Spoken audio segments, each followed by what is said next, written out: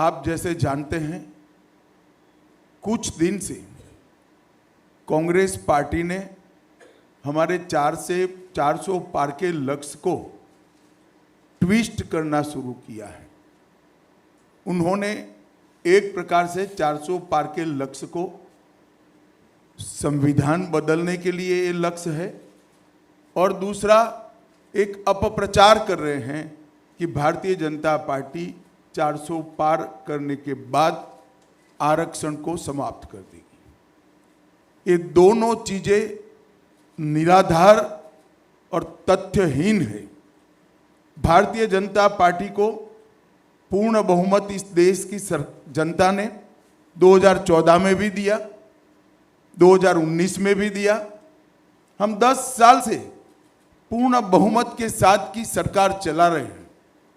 हमने पूर्ण बहुमत का उपयोग कांग्रेस की तरह इमरजेंसी डालकर लोकतंत्र का गला घोंटने में नहीं किया। इमरजेंसी डालने के लिए, लोकसभा का टर्म एक्सटेंड करने के लिए, संविधान बदल करने में नहीं किया।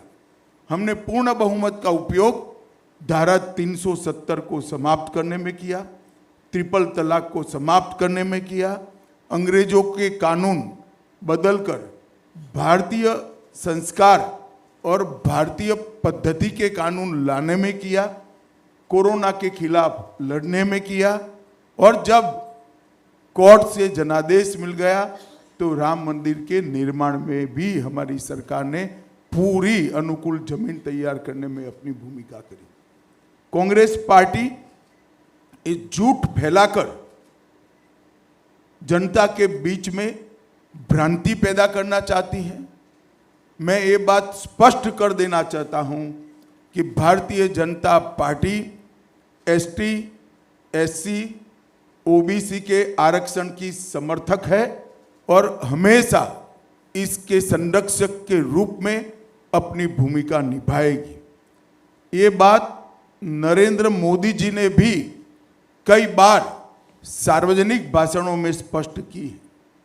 एसटी, एससी, ओबीसी के आरक्षण में किसी एक राजनीतिक दल ने अगर डाका डाला है तो वो कांग्रेस पार्टी ने डाला है।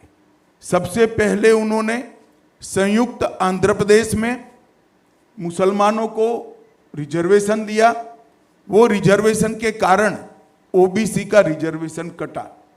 उसके बाद में कर्नाटक में रातों रात कोई सर्वे के करे बगैर, पिछड़ापन तय करे बगैर सारे मुसलमानों को ओबीसी कैटेगरी में डालकर उनके लिए 4% का कोटा रिजर्व कर दिया।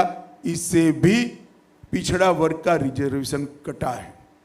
भारतीय जनता पार्टी स्पष्ट रूप से मानती है कि धर्म के आधार पर आरक्षण संविधान सम्मत नहीं है, गैर संवैधानिक है, और जब भी इन राज्यों में हमारे पास अधिकार आएगा, हम ये धर्म के आधार पर लादे गए आरक्षण को समाप्त कर कर एसटी, एससी और ओबीसी को हम न्याय दिलाने का काम करेंगे। मित्रों, उनकी हताशा, निराशा इस स्तर पर पहुंच गई है कि उन्होंने मेरा और कुछ भाजपा नेताओं का फेक वीडियो बनाकर सबके बीच में सार्वजनिक किया। मुख्यमंत्री, प्रदेश अध्यक्ष, इस कक्षा के व्यक्तियों ने भी इस फेक वीडियो को फॉरवर्ड करने का काम किया। अब स्पष्ट हो चुका है। सौभाग्य से मैं जो बोला था उसका भी रिकॉर्डिंग हुआ था, तो वो रिकॉर्ड हमने सबके सामने रखा। दूध का दूध, पानी का पानी हो गया, और आज कांग्रेस पार्टी के प्रमुख नेता क्रिमिनल ऑफेंस को फेस कर रहे हैं। ये जो कृत्य है वो उनकी हताशा और निराशा का द्योतक है। जब से राहुल गांधी कांग्रेस की कमान संभाले हैं, राजनीति का स्तर नीचे नीचे नीचे ले जाने का काम कर रहे हैं, और ये इसका चरम है।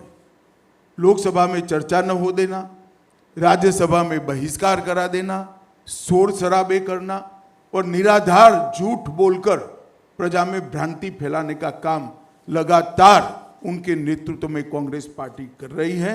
और मैं मानता हूं कि अब फेक वीडियो सर्कुलेट कर फर्जी टाइप का जन समर्थन प्राप्त करने का ये प्रयास ये बहुत निंदनीय है और भारतीय राजनीति में किसी प्रमुख दल के द्वारा कभी ऐसा नहीं किया गया।